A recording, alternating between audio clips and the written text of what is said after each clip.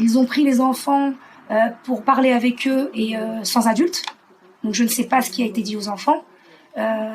Et donc nous, ils nous ont sortis des salles, en fait, les adultes, pour pouvoir parler aux enfants. Quand ils sont arrivés, ils ont décroché tout ce qu'il y avait sur les murs, les listes. Donc, voilà. les listes là-bas. Il y avait des listings là-bas, il y avait des listings avec les noms et les prénoms des enfants.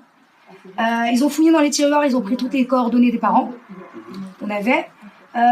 Ils ont fouillé dans tous les bouquins que nous avions, les cours qu'on fait aux enfants, mais ils ont tout laissé par terre comme ça, en fait. Et ils ont fait des photos sur tout. Ils ont pris les classeurs et les cahiers des enfants et ils ont photographié aussi ça. Ils m'ont même cassé l'armoire, comme vous la voyez là, l'éducation nationale. Ça. Et ils ont fait beaucoup de photos. L'éducation nationale, qui a fait des photos de tout, et qui insistait sur le fait, est-ce que vous enseignez le français et les mathématiques? On n'est pas une école dissimulée, on leur a dit clairement. Ils ont fouillé dans l'ordinateur qui est là-bas. Voilà. Ils ont jeté les Qur'an par terre, voilà, qu'ils étaient par terre, quand je les ai remis. Vous aviez un homme en costume, je pense qu'il travaillait avec la préfecture, je pense, mais ça je peux pas vous l'affirmer, qui était très hautain et très très agressif, qui nous a ordonné d'appeler les parents et de faire partir les enfants. Ordonné. Alors ils sont rentrés sans documents et ils sont sortis sans documents. C'est-à-dire on n'a rien sous les yeux pour savoir qui étaient ces gens-là, pour quel motif ils étaient là, quel était le but de cette visite. Est-ce qu'on peut rentrer comme ça chez les gens? Est-ce qu'on peut rentrer comme ça dans les structures? Des structures où il y a des enfants? Moi, voilà, on est perplexe. On a beaucoup de questions, mais on va essayer d'avoir les réponses, justement parce qu'on va pas laisser l'affaire s'arrêter là. C'est pas normal. Les enfants, c'est pas sur le moment qu'ils ressentent les choses. Il y avait une petite fille qui avait peur.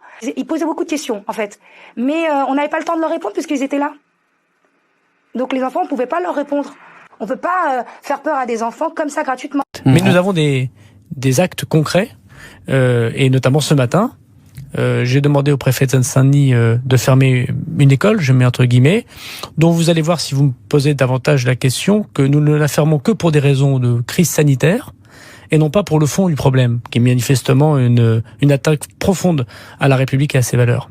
Il y avait quoi comme genre de problème dans cette école? C'est à Bobigny, hein, c'est ça? À Bobigny, ouais. Voilà, une association, donc c'est pas une école, qui s'appelait Apprendre et comprendre, donc le mot paraît sympathique, ouais, comme ça. En fait, c'était une école clandestine, et je mets des guillemets, pas de pédagogue, pas d'enseignant évidemment. Une vingtaine d'enfants qui étaient là, de 2 à 6 ans, dont toutes les filles portaient le voile. Une petite fille de 2 ans qui porte le voile, vous vous rendez compte? Qui par ailleurs n'avait pas de fenêtre, pas de cours de récréation. Donc dans des conditions de sécurité. C'est pas un problème de fermer cette école pour des raisons sanitaires et non pas pour des questions de radicalisation? Bien sûr que si, c'est pour ça qu'on propose un texte de loi. Quand on nous dit vous allez trop loin sur l'école, moi je dis aux Français qui nous écoutent, aujourd'hui les préfets de la République ne peuvent pas fermer ce type d'établissement. C'est-à-dire que cette école potentiellement va rouvrir avant l'adoption de la loi? Parce que nous allons mettre les moyens évidemment pour aujourd'hui faire un certain nombre d'investigations, puisque une grande partie des parents ou des responsables sont suivis par les services du ministère de l'Intérieur. C'est par un service de renseignement que nous avons eu d'ailleurs l'information pour intervenir.